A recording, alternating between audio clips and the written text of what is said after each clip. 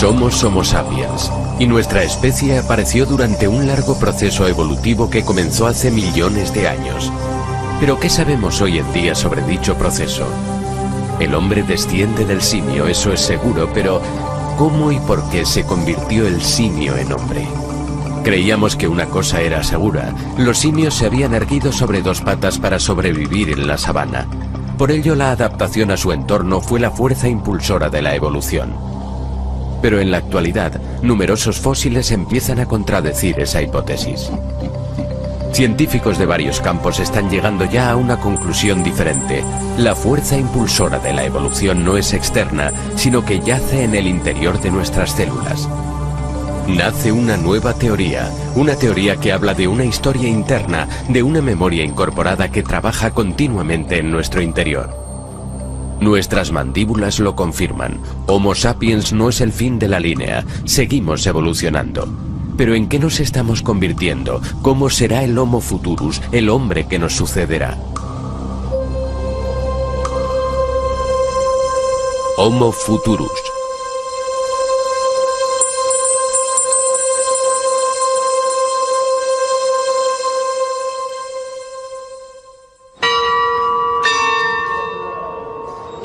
Durante los últimos 20 años, el número de fósiles encontrados se ha triplicado, y lo que revelan ha echado por tierra nuestras convicciones. La paleontología es una varaunda y cada reunión de expertos termina en un acalorado debate. Hay algo en la ciencia que es importante recordar. E incluso esos caballeros de las paredes que los rodean conocían algo llamado proceso de revisión por pares. La teoría de que los simios se irguieron sobre dos patas para adaptarse a la sabana se encuentra cada día con más pruebas contradictorias. Todas las tendencias apuntan claramente a una región arbolada al principio tal vez, pero no simplemente arbolada, quizá un mosaico con espacios abiertos y espacios de bosque. El aumento del número de descubrimientos embrolla el asunto, borrando las líneas divisorias y obligándonos a reconsiderar cuestiones fundamentales. ¿De dónde procedemos? ¿A dónde vamos? ¿Quiénes somos? ¿Cuál es su definición del taxón homínido? ¿Qué son para usted características derivadas? Por homínido me refiero a la rama humana, porque eso se puede debatir. Tenemos colegas que también sitúan a los chimpancés y a los gorilas con los homínidos.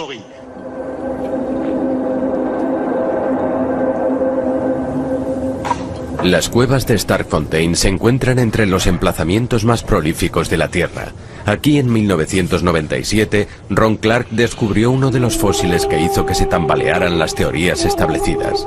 A 12 metros de profundidad en el fondo de esta cueva había un esqueleto intacto de un antepasado que con el tiempo se había convertido en piedra. Se trataba de un individuo, un australopiteco, de hace unos 3.300.000 años aproximadamente, que vivía en un entorno de bosques y que, por algún motivo, se acercó demasiado a una entrada, a un hueco, que iba a dar a las profundidades de esta cueva, y no pudo salir. Y es posible que allí sobreviviera durante mucho tiempo hasta que se murió de hambre. Pie Pequeño fue el primer esqueleto completo y fosilizado de australopiteco que se encontraba. Más que un simio, pero sin ser humano todavía. La estructura de su esqueleto permitió que los expertos confirmaran que ya caminaba erguido, pero la forma de su pie causó cierto revuelo, porque su pie estaba mucho mejor adaptado a la vida en los árboles que en la sabana. El pie indica que el pulgar del pie era parecido al de la mano, que se podía apartar ligeramente de los otros dedos. Podía hacer esto. Y eso además podría haberle sido útil al individuo para subirse a los árboles.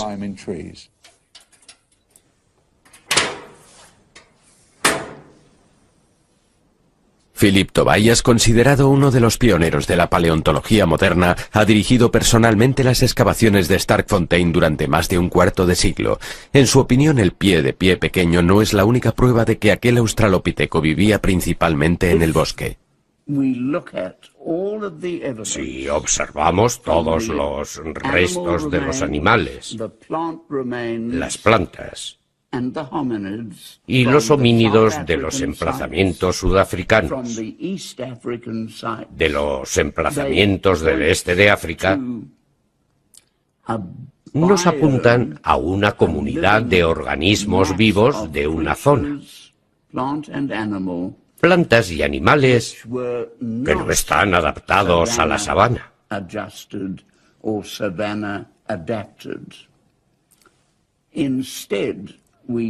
Y vemos, sin embargo, que son seres, tanto plantas como animales, que habrían estado bien adaptados para la vida en el bosque. Por lo tanto, nuestros antepasados ya se erguían sobre dos patas cuando vivían en el bosque. Nadie se había atrevido a imaginar que fuera posible, porque aquel dato crucial destruía la hipótesis que había dominado las ideas sobre la hominización durante casi 30 años.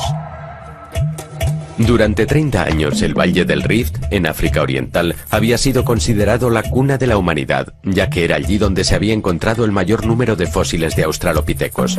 Fue allí donde Donald Johanson e Yves Coppens descubrieron a Lucy en 1974. Entonces era ella nuestra antepasada erguida más antigua. La historia del lado este, o la hipótesis de la sabana, se convirtió en la teoría dominante. Mantenía que la aparición de una división en el gran Valle del Rift africano separó a los grandes simios en dos grupos. Uno se quedó en el oeste, en los bosques, pero en el este el otro grupo se tuvo que adaptar a un nuevo entorno, la sabana. Para sobrevivir y ver a los depredadores, aquellos simios tuvieron que erguirse para mirar por encima de la hierba alta. Esta atractiva hipótesis mantenía que la evolución estaba impulsada por la adaptación al entorno, pero descubrimientos recientes han puesto en duda todo esto.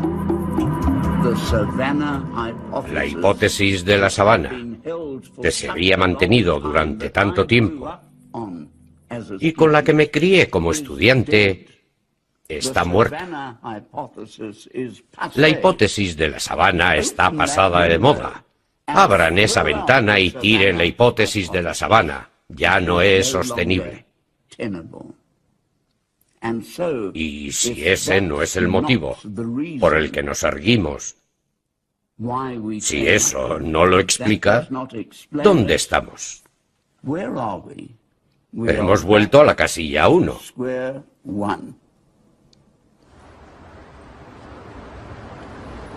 En 1983, la paleontóloga Anne Dambricourt sí había vuelto a la casilla 1.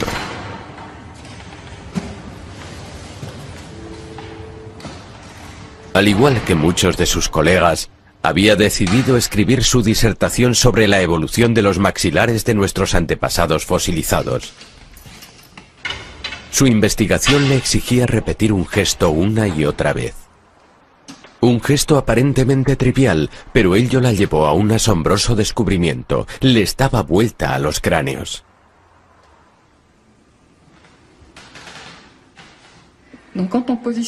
Cuando volvemos a poner el maxilar en su contexto craneal, así, le damos vuelta al cráneo y tratamos de comparar. Esta vez no el maxilar, sino la base de los fósiles de un joven chimpancé, de un neandertal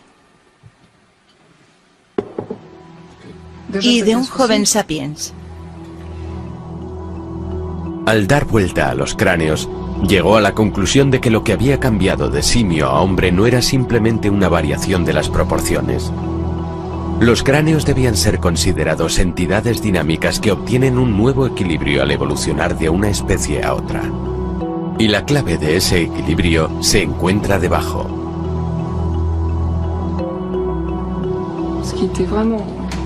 La innovación consistía en que al darnos cuenta de que si la mandíbula cambiaba, la forma de la cara también cambiaba. Y esto se debe sobre todo a un cambio en la posición de los huesos de la base.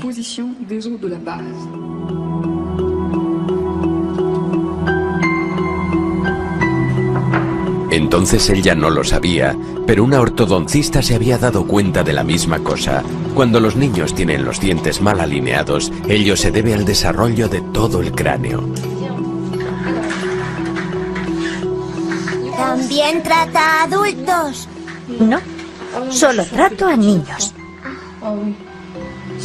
Poniéndoles aparatos que ejercen presión sobre la base del cráneo directamente, Marie-Joseph Deshaies puede restaurar el equilibrio y tienen mucho más éxito que alineando solamente los propios dientes. Tratamos a niños de 6 años e incluso a niños menores de 6 años porque nos pareció más sencillo intervenir a esa edad, intervenir directamente sobre el propio hueso, sobre su desarrollo. En Europa el 70% de los niños tienen problemas debido a tener dientes y mandíbula mal alineados. En los Estados Unidos el 80%, en Japón el 95%, un fenómeno en aumento pero que parece haber empezado en la Edad Media. Estos niños no son mutantes. Genéticamente son niños corrientes. Sus hijos, los míos. Nos estamos dando cuenta de que las malformaciones dentales son cada día más comunes en todo el mundo y se necesitan ortodoncistas en todas partes. Nos encontramos ante el hecho de que la forma de los maxilares y por lo tanto la de los huesos craneales todavía están evolucionando. Mientras una de estas pioneras estudiaba los maxilares de nuestros hijos y la otra los de nuestros antepasados, ambas descubrían el mismo fenómeno evolutivo. Cuando comparamos especies fosilizadas, sin siquiera tener en cuenta su clasificación,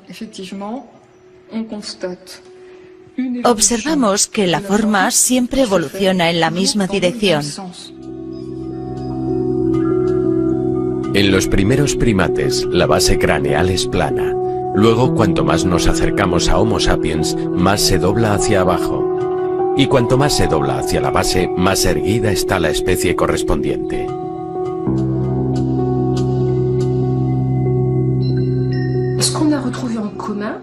Lo que ambas descubrimos, sin tener conocimiento la una de la otra, es que en su trabajo Anne logró hablar de una flexión, dicho de otro modo, de cómo esta base de aquí se dobla durante el transcurso de la filogénesis. Y luego yo, durante el transcurso de la ontogénesis o desarrollo temprano del niño, me di cuenta del hecho de que esta base se estaba doblando, pero no estaba necesariamente doblada o flexionada por igual en todos los niños. Cada una de ellas registra, mide y analiza este fenómeno. Durante el transcurso de la evolución, la base del cráneo se dobla más y más hacia abajo, y la mala alineación dental que se da en los niños de hoy en día se puede explicar mediante las diferencias de ángulo que eso crea. Pero ¿cuál es la clave de esa flexión?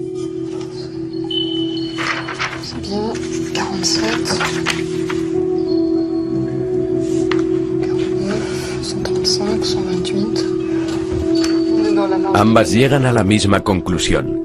La base craneal, al igual que todo el cráneo, está dispuesta alrededor de un solo hueso, el esfenoide. Resulta que al seguir hacia atrás el recorrido de la evolución, el primer hueso que se asienta en su lugar y dicta la posición de los demás huesos por medio de su forma, es el que llamamos esfenoide. Es el hueso más complejo y diferenciado del cráneo. El esfenoide, un hueso enclavado en el centro del cráneo. Un hueso de 10 centímetros de ancho. Un hueso con forma de mariposa situado al nivel de los ojos, justo por debajo del cerebro. Este hueso es el núcleo alrededor del cual primero nuestro cráneo y luego todo nuestro esqueleto toma forma durante el transcurso del desarrollo. El hueso esfenoide es el pilar principal de todo nuestro gran rompecabezas craneal. Delante de él se encuentra la zona frontal, a los lados, los temporales y los parietales. Detrás hay una serie de huesos que se ensamblan en la columna vertebral y determinan nuestra postura bípeda. Y hay una articulación importante que une el esfenoide con el occipital. Dichas articulaciones se mueven en el acto de masticar. Se mueven y absorben todas las restricciones del bipedalismo.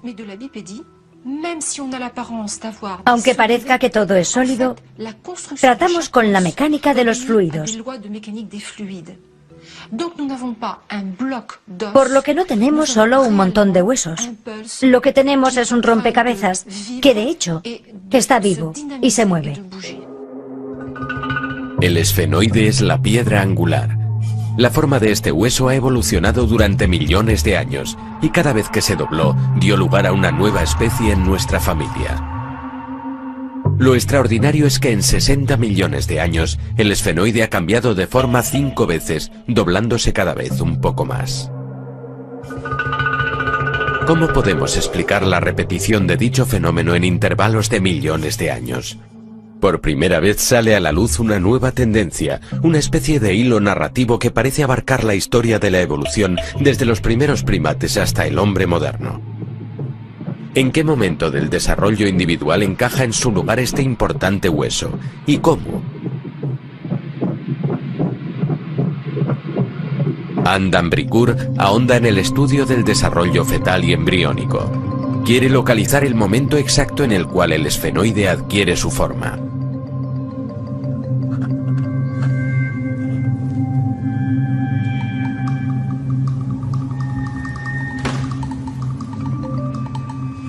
Remontándome a antes del periodo fetal y leyendo todo lo que se había escrito, descrito y publicado sobre la flexión de la base, conseguí localizar el momento en el que se forma el cráneo. La base craneal se forma por sí misma y el momento de la flexión es muy evidente. Es entre las 7 y las 8 semanas. Dicho de otro modo, prácticamente al final del periodo embriónico, justo antes de que comience el periodo fetal. El esfenoide es el primer hueso que se forma en el embrión. Durante los primeros días de vida es plano, como en todos los mamíferos. Luego el cerebro y el sistema nervioso van apareciendo y el esfenoide se dobla y se abre.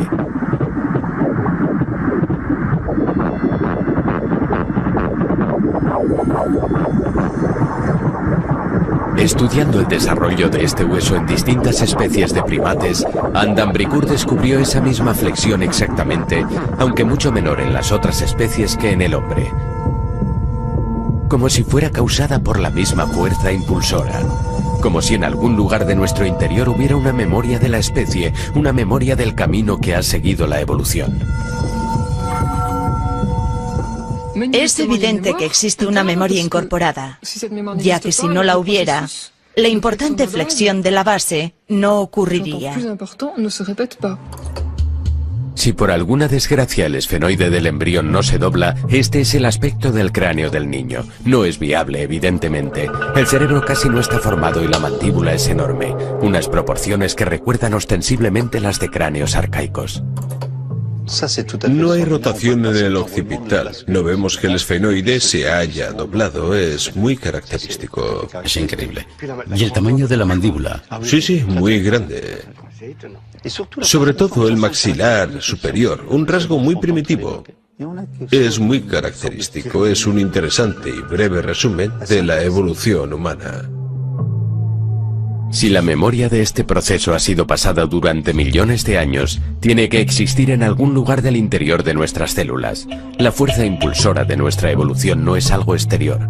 Parece haber una lógica incorporada. De hecho, nuestro proceso evolutivo es una historia interna que ha guiado a nuestros antepasados de hace 60 millones de años hacia el hombre de hoy y ya nos está guiando hacia el hombre de mañana. Es una historia interna invariable. El exterior solo entra en juego después, de un modo secundario.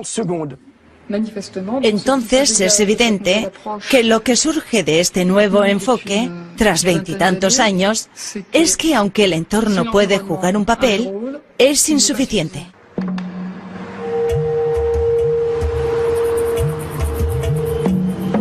La aseveración del papel decisivo de una historia interna es radicalmente opuesta a la teoría de la adaptación al entorno como fuerza impulsora de la evolución. En relación al clima, me gustaría recapacitar sobre la cuestión específica.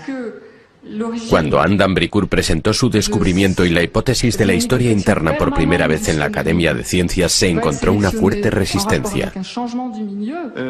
Quiero que Anne d'Ambricourt sepa que la he escuchado atentamente. Siempre me interesa lo que tenga que decir. Hemos estado mucho tiempo en desacuerdo en cuanto a la adaptación al entorno, pero sigo convencido de que el homínido, el prehumano de épocas prehistóricas, estaba totalmente sujeto al entorno. Lo siento. ¿Se imagina que los humanos surgieran hace 60 millones de años y se mantuviera humano? No es evolucionista. Todos se aferran firmemente a sus convicciones. Adam Bricourt se da cuenta de que para poder convencer, tiene que llegar a comprender a fondo el proceso que ha identificado y descifrar el asombroso movimiento de nuestro esfenoide. ¿Qué es lo que lo activa? ¿Qué es lo que hace reaccionar a esa memoria? ¿Qué activa la memoria? Esas son preguntas que tenemos que hacer si realmente queremos saber más sobre el australopiteco, el Homo sapiens y demás.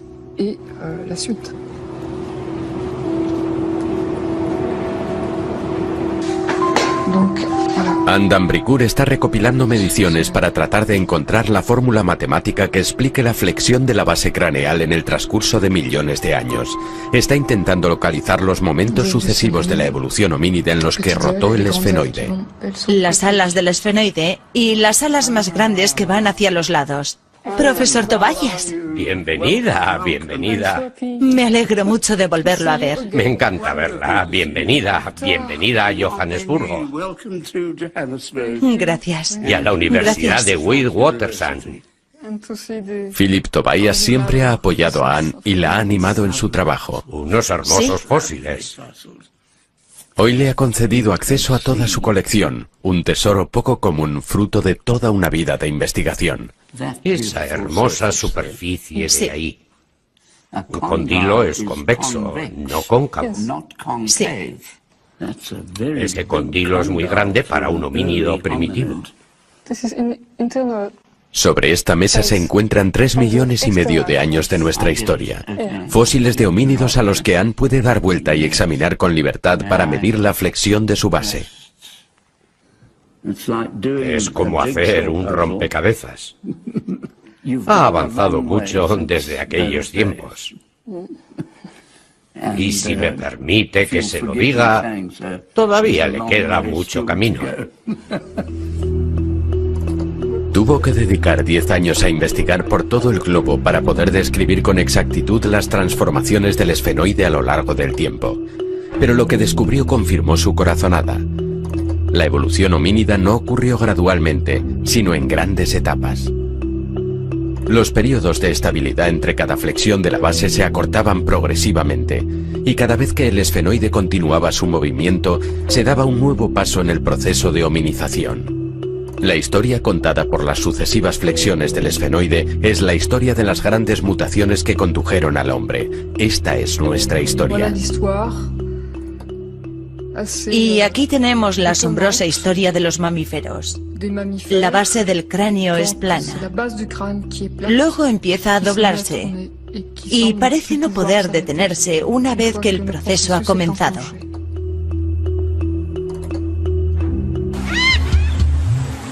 Esta historia comenzó hace 60 millones de años. Los bosques de todo el planeta estaban llenos de prosimios, nuestros primeros antepasados. Estos lémures de Madagascar son los últimos supervivientes modernos de la especie. Son los primeros personajes principales de la gran historia interna, pero su esfenoide todavía no se ha doblado. Cuando observamos la base, es larga y plana. Estos prosimios ya tenían algo en común con nosotros, una rudimentaria versión de nuestra mano, con un pulgar que millones de años después sería indispensable para el hombre.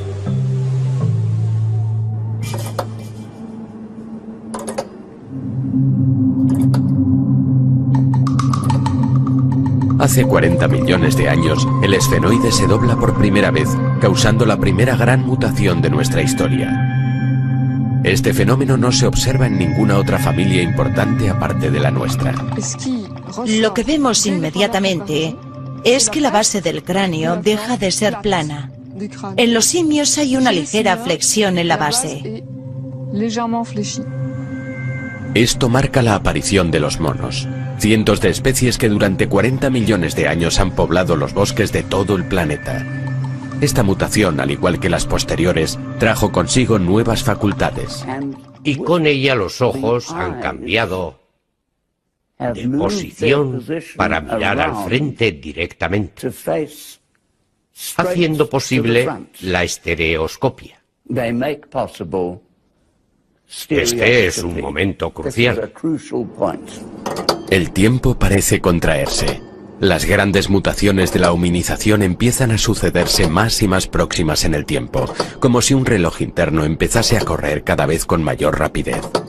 Por segunda vez presenciamos una deformación del esfenoide. Todo el cráneo se desarrolla alrededor de una base que está más flexionada, y el cerebro se vuelve más complejo, y la cara menos prognata. Esta es la aparición de los grandes simios. Ellos también pueblan todo el planeta. Hubo docenas de especies, aunque solo 4 han sobrevivido hasta nuestra era: chimpancés, gorilas, orangutanes y bonobos. En la actualidad son nuestros parientes más cercanos. Compartimos con ellos más del 98% de nuestros genes. La flexión de su esfenoide permitió el desarrollo de un cerebro más complejo. Emplean herramientas, son capaces de pensar estratégicamente y muestran indicios de conciencia, así como cierto sentido del humor. Pueden ser el principio, el primer indicio rudimentario de que una proclividad o capacidad cultural está anunciando su presencia.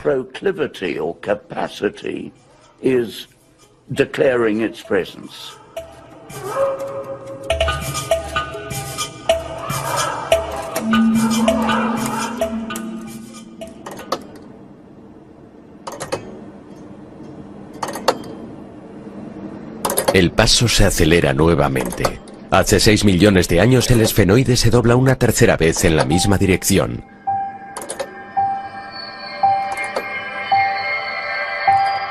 Es la aparición del australopiteco. Ya no es un simio, pero tampoco es humano todavía.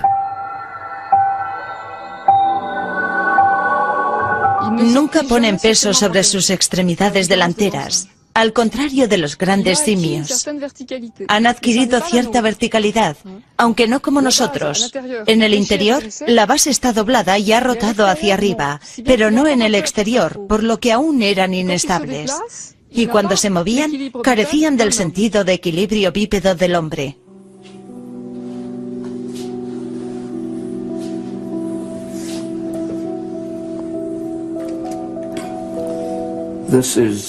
Este es el famoso niño pequeño.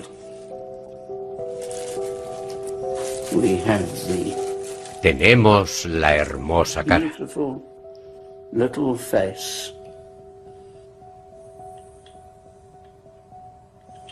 Una articulación perfecta. Et voilà, el cerebro.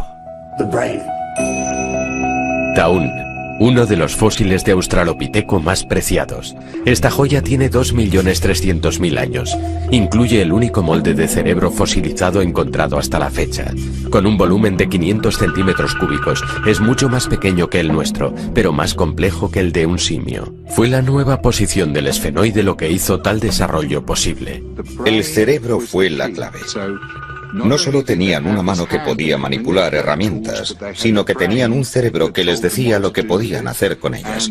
Y el cerebro les decía cómo evitar enfrentamientos con los carnívoros. Así que vivían de su ingenio, de su cerebro y de la cultura que estaban creando.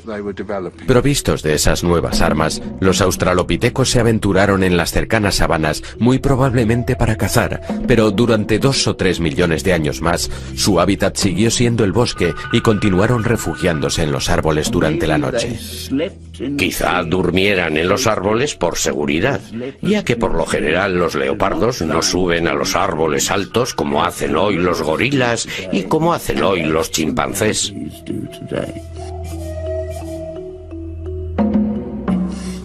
Eso parece ser un nuevo tipo de paradigma para la verticalidad. Por lo que antes de bajar a tierra ya estaban hasta cierto grado erguidos, verticales, y habían desarrollado nuevos rasgos homínidos que les permitían verticalidad y caminar y correr sobre 2 piernas.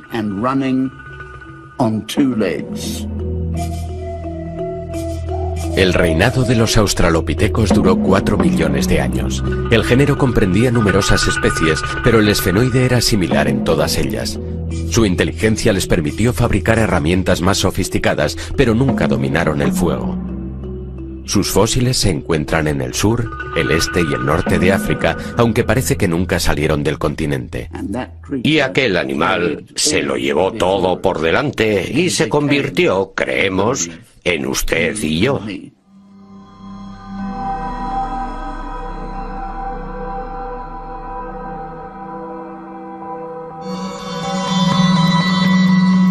Hace 2 millones de años hubo una cuarta contracción del tiempo. El esfenoide se dobló y nuestros antepasados se enderezaron más todavía. Es la aparición de aquellos que llamamos Homo, una denominación que engloba varias especies bautizadas en cada descubrimiento sucesivo: Ergaster, habilis, erectus. Pero todos presentan una flexión similar del esfenoide. Tienen la pelvis diferente. Las proporciones de las extremidades son distintas. El hombre es un caminante, un corredor, nuevo equilibrio bípedo, nuevo desarrollo psicomotor y, una vez más, la misma pauta. La base craneal tiene un esfenoide que ha rotado más todavía. Lo que cambia con la primera aparición del Homo es la aparición del lenguaje.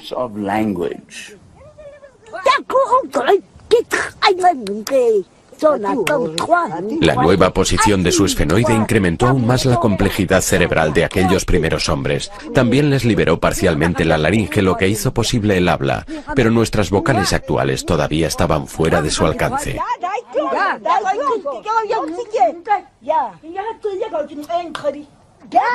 Estas mujeres son los últimos hablantes de Khoisan, uno de los lenguajes de los Bushmen. Fonéticamente es uno de los lenguajes más ricos del mundo. Comprende todos los sonidos que utilizamos y también incluye los que utilizaron los primeros hombres. Tienen todo un sistema muy desarrollado de clics hechos con la boca y la lengua que entonces sustituían a las vocales. Tienen el clic dental, el clic lateral, el alveopalatal, el palatal y el bilabial, específico de este lenguaje. Antes de haber desarrollado la laringe por completo, utilizábamos la lengua para hacer clic con los dientes, con el paladar, en los lados de la boca, y para eso no se precisaban vocales.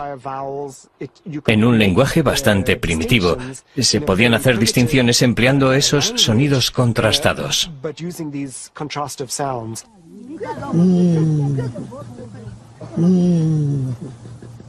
Estas mujeres son las últimas que pueden arrojar alguna luz sobre cómo empezó a hablar el hombre. Ese es el clic del león. El Bushman lo aprendió de él. Nuestros clics proceden del rugido del león. Se oye cuando cierra la boca, igual que el Bushman. El león. También se oye cuando ruge.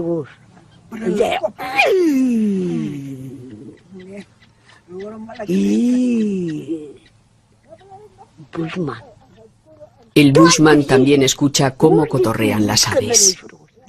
Dicen, ahí están, ahí están. El ave tiene ese clic. Todos los animales tienen su clic.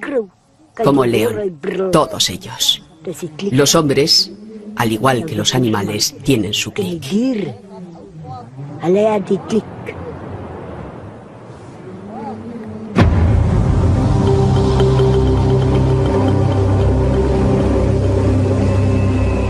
Dotado de lenguaje y pensamiento complejo, siendo un buen tallador y capaz de cazar grandes animales, el hombre sigue los cursos de agua y sale del continente africano por primera vez.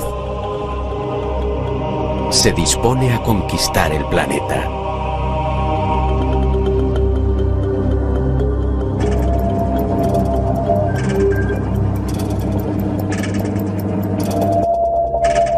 Hace 160.000 años, el reloj sonó una vez más. El esfenoide se dobla una quinta vez.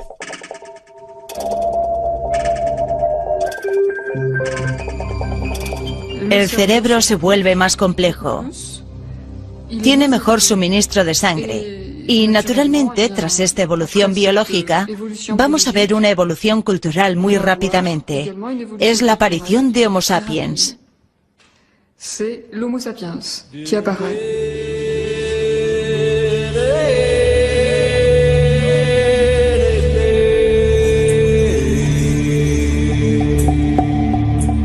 Es la llegada del pensamiento abstracto. El artefacto de piedra ya no solo es útil, se convierte además en un objeto de valor. El arte comienza a aparecer en las superficies de las rocas de todo el mundo. La cuestión es, ¿fueron estos los primeros rudimentos de la escritura? Eso entra en la imagen muy recientemente, pero creo que hablaron de ello mucho antes de hacerlo.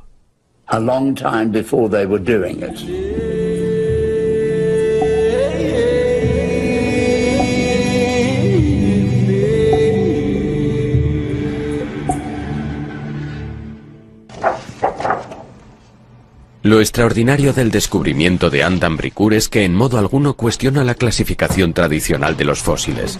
Al contrario, el ángulo formado por la base del cráneo se convierte en un criterio de medición de la especie a la que el fósil pertenezca. Por ejemplo, nos permite dar respuesta al dilema creado por Toumaï, un cráneo fosilizado de más de 6 millones de años, considerado como el miembro más antiguo de la familia humana. ¿Es Toumaï un australopiteco o sigue siendo solo un simio? Anne solo tiene acceso a los moldes y a las fotos de Toumaï, pero aún así logra tomar medidas y comparar los ángulos de su base craneal con los de los fósiles que ha estudiado. Esta base es larga, demasiado larga para un homínido. Es demasiado larga. Es un simio deformado. Por el momento, con estos elementos no hay nada que nos lleve a pensar que es un homínido. Esta nueva versión de nuestra historia aporta además soluciones a enigmas con los que las teorías anteriores tenían cada vez más problemas para resolverlos. Uno de esos enigmas es cómo pobló el hombre la Tierra. Sabemos que Homo apareció en África hace 2 millones de años y que salió de ella para colonizar el mundo. Las teorías clásicas mantienen que la evolución en Homo sapiens sucedió una vez más en África hace 160.000 años. Sapiens tendría que haber salido entonces del continente una segunda vez para repoblar el mundo y otras especies tendrían que haber desaparecido misteriosamente. Ahora algunos datos contradicen esa opinión. En China el interés por la prehistoria es reciente, data de hace tan solo 70 años. Pero los descubrimientos realizados allí dan lugar a numerosas preguntas. Los fósiles chinos demuestran que el hombre arcaico llegó a Asia hace más de 1 millón de años. Pero prueban que la evolución en Homo sapiens también tuvo lugar allí, un fenómeno que las teorías clásicas no pueden explicar. Adam Bricoeur ha venido aquí a examinar a Dali, un fósil de hace 200 o 300.000 años. El extraordinario cráneo está en manos del renombrado paleontólogo chino Bu Xinxi. Este fósil ya no es un Homo erectus, es muy moderno. Sin embargo, toda la parte superior de la cara, la bóveda y todo lo que forma el cerebro del feto, del niño y del adulto, sigue siendo arcaico. Las crestas supraorbitales han cambiado. Ya no son tan gruesas. Y ahí el ángulo es mucho más arcaico. El proceso frontal también es arcaico. Hay 2 precursores de hombre moderno, porque el hombre siguió evolucionando tras haber emigrado y haberse asentado en distintas regiones del planeta. Eso explica la existencia de Dali en Asia y de neandertales en otros sitios. Son 2 historias diferentes. Dali prueba que el hombre arcaico evolucionó en Sapiens simultáneamente en distintas partes del globo. ¿Puede esto significar que no hubo solo una, sino varias cunas de la humanidad moderna? Marie-Joseph Day también fue a China, donde sus observaciones sobre las diferencias en las estructuras craneales entre niños chinos y europeos la llevaron a la misma conclusión. En Beijing vimos a niños mayores que parecían haber tenido la misma malformación, pero habían sido tratados en un tiempo récord. Eso no se puede explicar por medio de los aparatos y procedimientos utilizados. Lo más probable es que haya alguna diferencia en la estructura craneal y el desarrollo haya facilitado el tratamiento.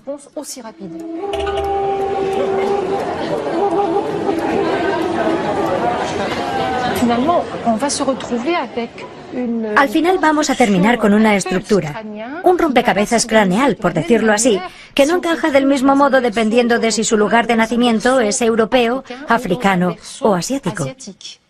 En mi opinión, será a través del estudio de niños actuales como llegaremos a comprender cómo estuvieron organizados los distintos lugares de origen de la humanidad.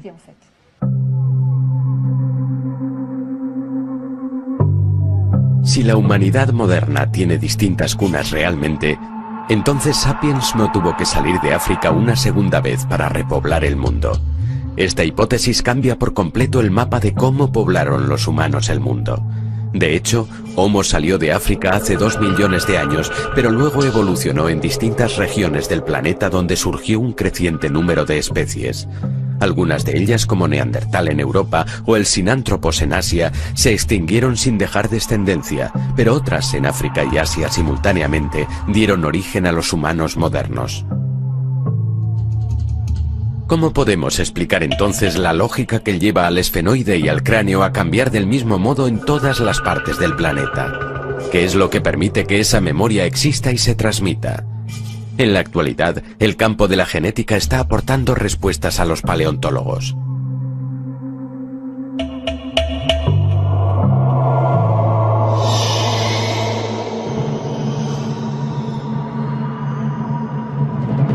Hay una causa repetitiva, y esa causa es genética, lo que significa que está programada, es hereditaria, podemos localizarla, está conservada, es interna, es transmisible.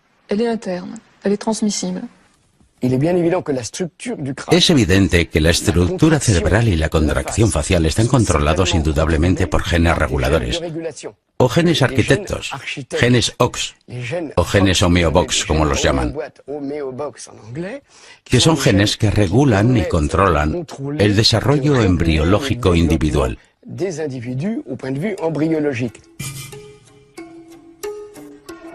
Esto es un axolote, una pequeña salamandra acuática que se encuentra en México. Este animal ha permitido a los científicos dilucidar el papel de los genes reguladores.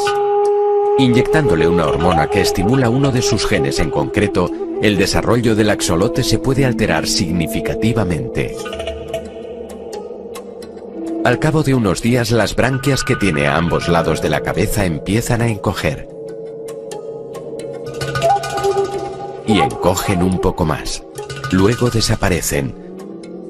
Y el axolote abandona el agua. Se ha convertido en un animal terrestre equipado con un par de pulmones. No hace falta 1 millón de mutaciones.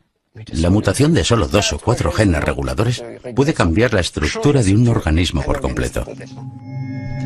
De este modo, la mutación de unos cuantos genes basta para explicar las espectaculares diferencias morfológicas que nos distinguen de los simios, a pesar del hecho de que compartamos el 98% de nuestros genes. Dicho de otro modo, las mutaciones que ocurren al principio del desarrollo son extremadamente importantes. Una mutación que ocurre en ese momento puede cambiar el programa de la vida.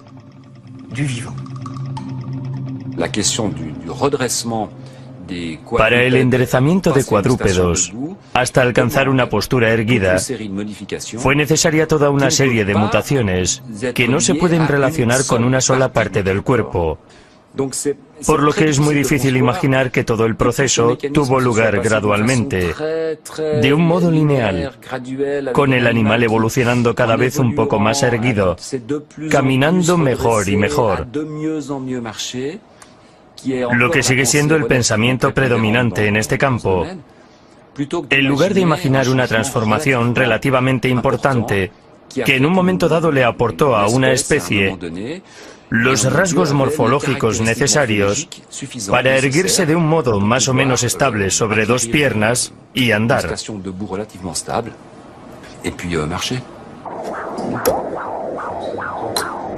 Estos recientes descubrimientos en el campo de la genética reafirman la hipótesis de la evolución humana a través de las grandes mutaciones, los pasos que Adam Bricourt está midiendo con las sucesivas flexiones del esfenoide. Pero ¿y la lógica incorporada a este proceso? La programación de dicha lógica incorporada es como una cinta que hay que reproducir de un modo u otro y que es transmitida de padres a hijos y que existe en cada una de nuestras células. Es nuestro ADN.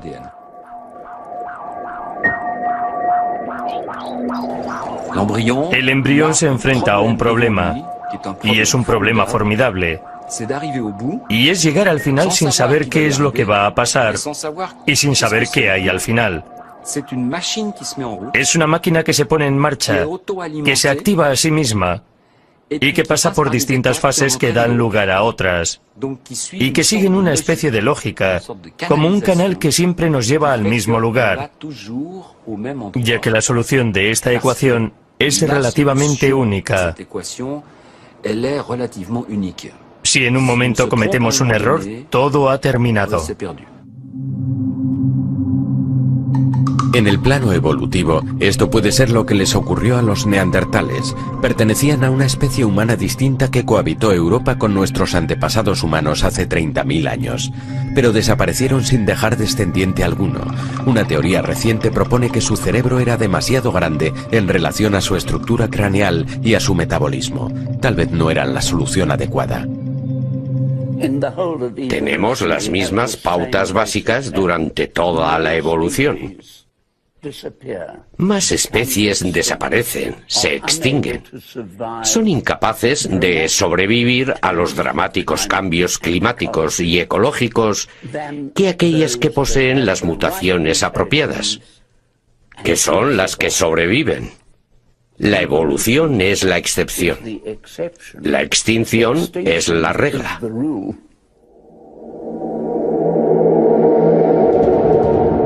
¿Significa esto que existe una dirección, un camino, un proceso global en funcionamiento que la evolución sigue en todas partes? Es una inquietante pregunta que todos los científicos que estudian los orígenes de la vida y la historia del universo se deben hacer. Estoy convencido de que la historia de la vida surgió así. Desde la materia inerte más simple hasta la más compleja. La mejor prueba que tenemos es que todos los fósiles de los primeros 3.000 millones de años son unicelulares. Y tenemos que esperar otros 1.000 millones de años para encontrar fósiles multicelulares, seres vivos que fueran multicelulares. Y la regla general de nuestro universo está escrita tanto en la Tierra y en el cielo, como en la historia de la vida y en la historia del hombre.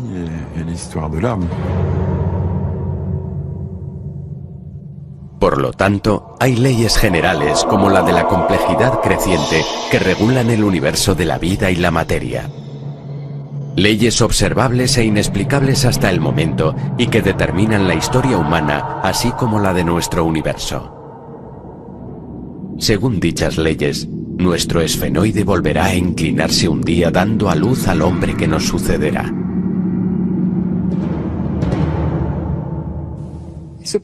No hay motivos para que el proceso se detenga en el Homo sapiens. Tenemos motivos para creer que dentro de varios miles de años, las distintas poblaciones evolucionarán simultáneamente, al mismo tiempo.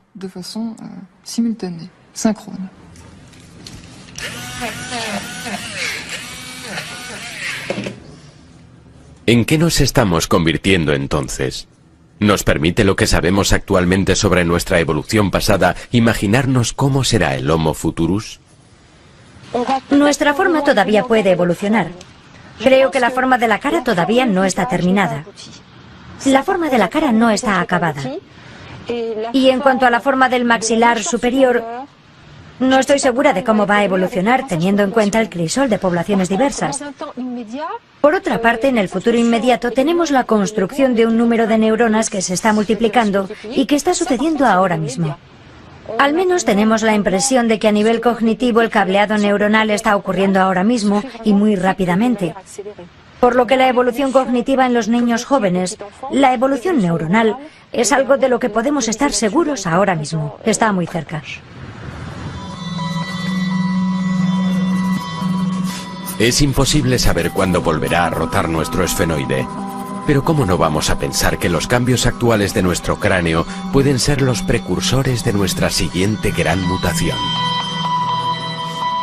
La tendencia que empezó hace 5 millones de años, el aumento de capacidad craneal, la retracción de la cara, el redondeado del cráneo posterior, la reducción de los maxilares, es una tendencia que comenzaron, que continúan y que continuarán.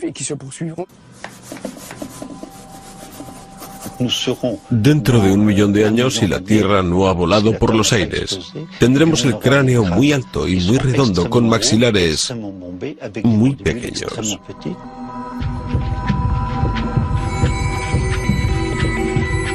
Los científicos predicen que nuestro cerebro se volverá más complejo todavía. ¿Saldrá a descubrir nuevos mundos este hombre de frente enorme, como hicieron sus antepasados? ¿Se convertirá el Homo Futurus en el extraterrestre de nuestra imaginación? También nos podemos imaginar muchos aparatos electrónicos sobre la piel, bajo la piel, dentro de los órganos o sustituyendo a los órganos. Por primera vez desde el principio de la vida, animales, seres humanos, podrán influir en su propia evolución. Con el poder que la ciencia le ha otorgado al hombre para intervenir en el núcleo de sus propias células, ¿no intentará guiar el argumento de su historia interna? ¿Le dará Homo sapiens a Homo Futurus tiempo suficiente para que lo suceda? Si el hombre no consigue controlar su población y salvar los recursos del planeta, se arriesga a la extinción. Lo que significa que el mundo se convertirá de nuevo en lo que realmente es. Dicho de otro modo, en un mundo de bacterias, artrópodos e insectos. También podemos esperar que esos humanos sean conscientes de su lugar de nacimiento, que ya no será África, sino todo el planeta.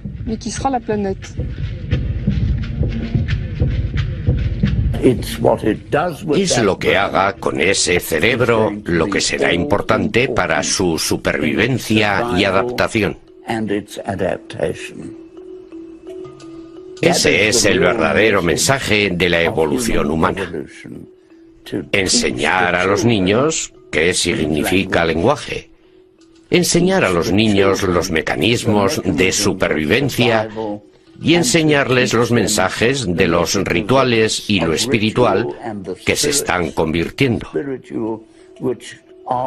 Se han convertido en algo cada vez más importante para la supervivencia humana. Ahí está el futuro.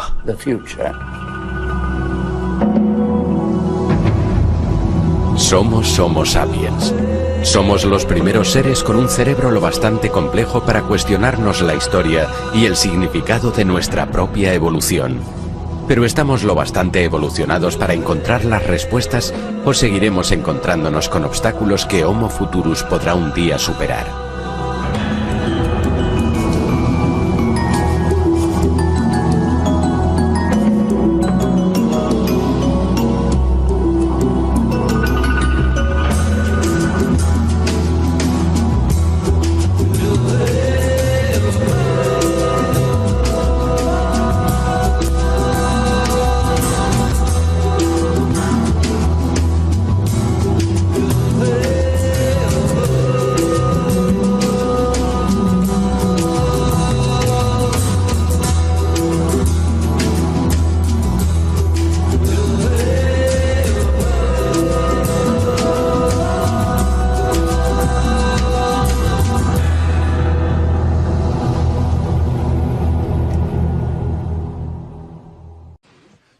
Todas las tendencias apuntan claramente a una región arbolada al principio tal vez, pero no simplemente arbolada, quizá un mosaico con espacios abiertos y espacios de bosque.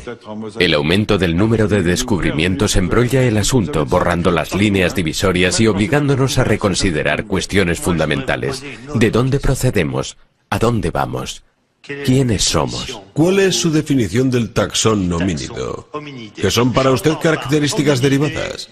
Por homínido me refiero a la rama humana porque eso se puede debatir. Tenemos colegas que también sitúan a los chimpancés y a los gorilas con los homínidos.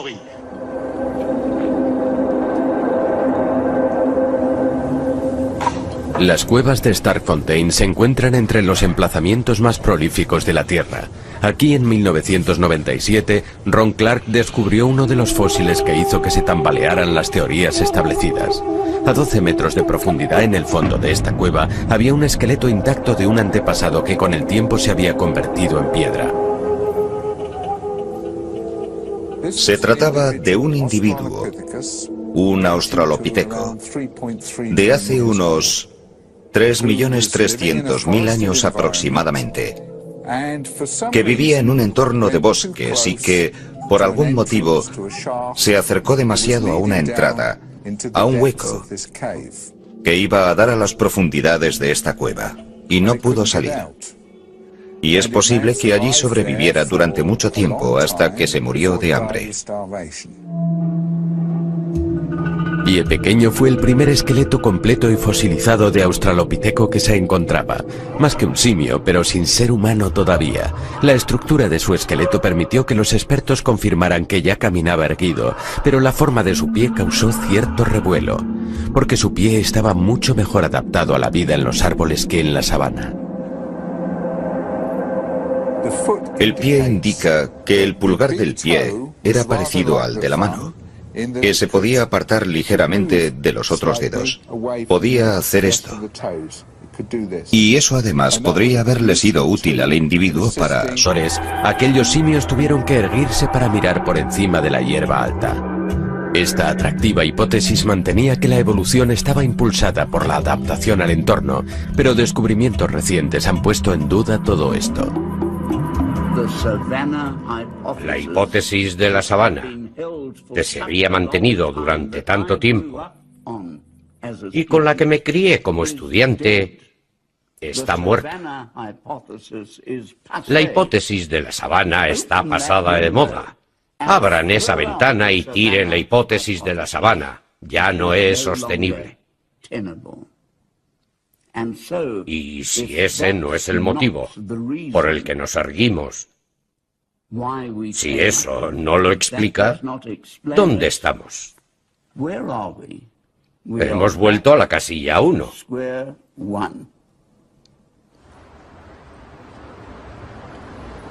En 1983, la paleontóloga Anne Danbricourt sí había vuelto a la casilla 1.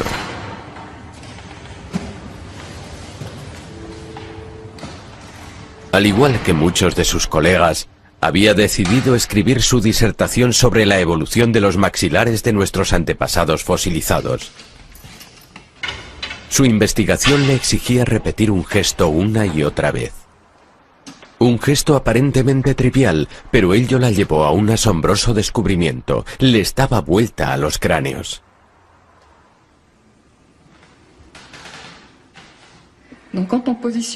Cuando volvemos a poner el maxilar en su contexto craneal, así, le damos vuelta al cráneo y tratamos de comparar. Esta vez no el maxilar, sino la base de los fósiles de un joven chimpancé, de un neandertal y de un joven sapiens. Al dar vuelta a los cráneos, llegó a la conclusión de que lo que había cambiado de simio a hombre no era simplemente una variación de las proporciones. Los cráneos debían ser considerados entidades dinámicas que obtienen un nuevo equilibrio al evolucionar de una especie a otra. Y la clave de ese equilibrio se encuentra debajo.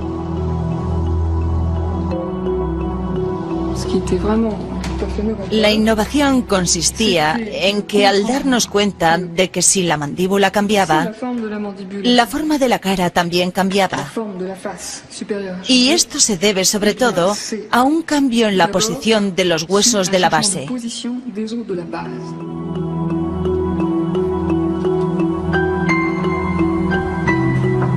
Entonces él ya no lo sabía, pero una ortodoncista se había dado cuenta de la misma cosa. Cuando los niños tienen los dientes mal alineados, ello se debe al desarrollo de todo el cráneo. ¿También trata a adultos? No, solo trato a niños. Poniéndoles aparatos que ejercen presión sobre la base del cráneo directamente, Marie-Joseph Deshaies puede restaurar el equilibrio y tienen mucho más éxito que alineando solamente los propios dientes. Tratamos a niños de 6 años e incluso a niños menores de 6 años porque nos pareció más sencillo intervenir a esa edad, intervenir directamente sobre el propio hueso, sobre su desarrollo. En Europa el 70% de los niños tienen problemas debido a tener dientes y mandíbula mal alineados. En los Estados Unidos el 80%, en Japón el 95%, un fenómeno en aumento pero que parece haber empezado en la Edad Media.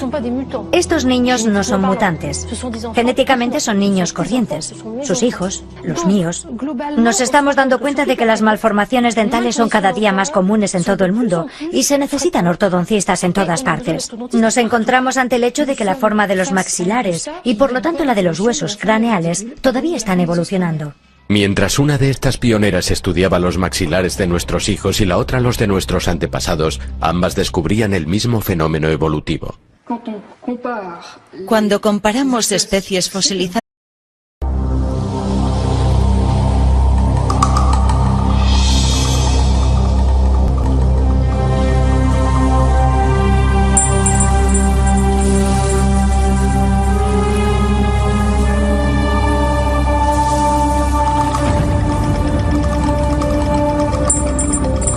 Somos Homo sapiens, y nuestra especie apareció durante un largo proceso evolutivo que comenzó hace millones de años. Pero ¿qué sabemos hoy en día sobre dicho proceso? El hombre desciende del simio, eso es seguro, pero ¿cómo y por qué se convirtió el simio en hombre? Creíamos que una cosa era segura: los simios se habían erguido sobre 2 patas para sobrevivir en la sabana. Por ello la adaptación a su entorno fue la fuerza impulsora de la evolución. Pero en la actualidad, numerosos fósiles empiezan a contradecir esa hipótesis. Científicos de varios campos están llegando ya a una conclusión diferente. La fuerza impulsora de la evolución no es externa, sino que yace en el interior de nuestras células. Nace una nueva teoría, una teoría que habla de una historia interna, de una memoria incorporada que trabaja continuamente en nuestro interior.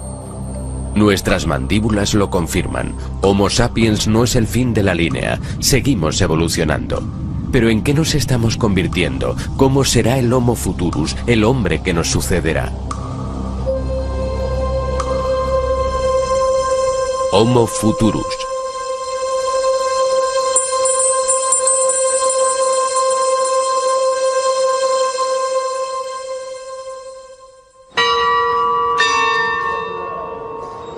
Durante los últimos 20 años, el número de fósiles encontrados se ha triplicado, y lo que revelan ha echado por tierra nuestras convicciones. La paleontología es una varaunda y cada reunión de expertos termina en un acalorado debate.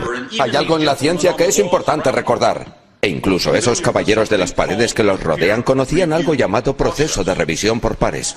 La teoría de que los simios se irguieron sobre 2 patas para adaptarse a la sabana se encuentra cada día con más pruebas contradictorias. Subirse a los árboles.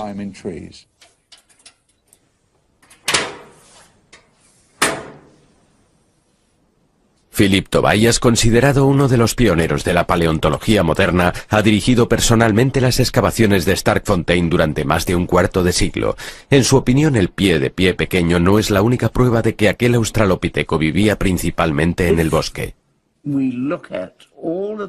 Si observamos todos los restos de los animales, las plantas, y los homínidos de los emplazamientos sudafricanos, de los emplazamientos del este de África, nos apuntan a una comunidad de organismos vivos de una zona. Plantas y animales que no están adaptados a la sabana.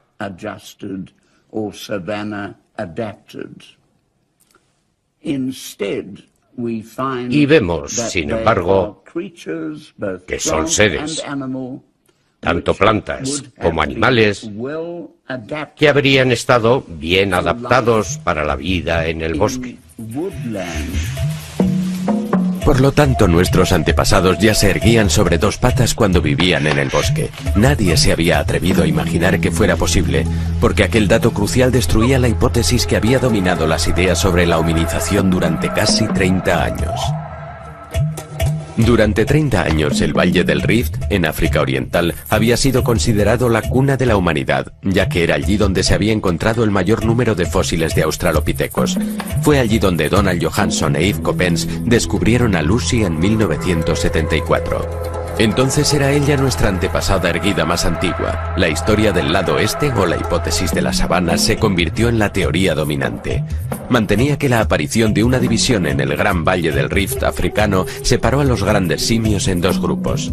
Uno se quedó en el oeste, en los bosques, pero en el este el otro grupo se tuvo que adaptar a un nuevo entorno, la sabana. Para sobrevivir y ver a los depredadores